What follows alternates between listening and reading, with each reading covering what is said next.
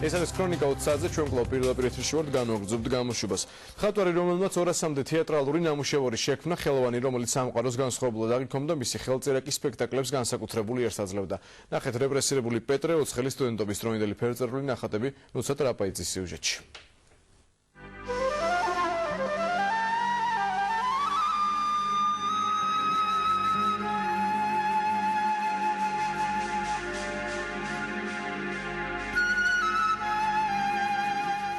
ეს ჩინელი ქალის პორტრეტი პეტრე ოცხრელს ეკუთვნის. ის ერთ-ერთია მხატვრის იმ რამდენიმე ფერწერულ ნამუშევარს შორის, რომელიც მან სტუდენტობისას შექმნა, სანამ თეატრალურ მხატვრობას დაიწყებდა.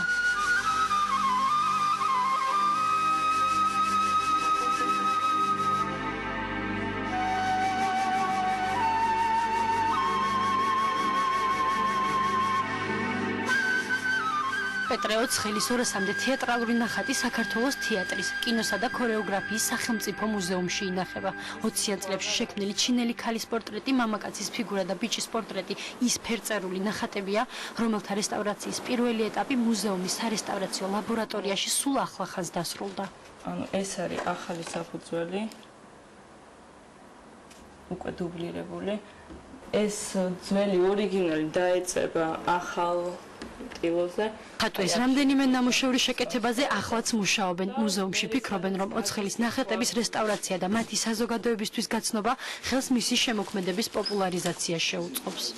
არის სხვადასხვა სისქის ფერწერული ფენა, ანუ ზოგან არის, როგორც ხედავთ, დატოვებულია ტილო და ფერი არ არის.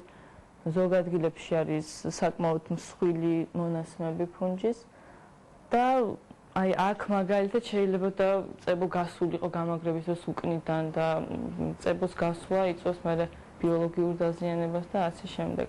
მისი რესტავრაციის პირველი ეტაპის დასრულება კიდევ უფრო ცნობილს გახდის ამ კოლექციას, კიდევ უფრო მეტ ადგილას გამოიფენება და რაც ყველაზე მთავარია, ეს საბოლოო ჯამში ემსახურება ქართული კულტურისა და ხელოვნების პოპულარიზაციას.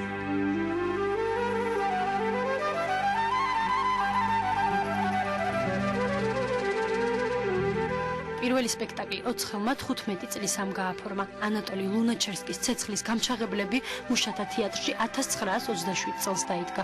ამბობენ, რომ ოცხელი სამყაროს განსხვავებულად აღიქვამდა და მისი ხელწერა სპექტაკლებს განსაკუთრებულ იარს აძლევდა.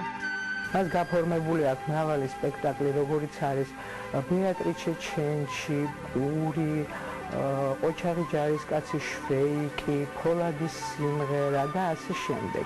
ის იყო ისეთი ინდივიდუალური მხატვარი, რომელსაც პარალელს ვერ გავავლებთ ვერც ქართულ და ვერც ევროპელ მხატვართან.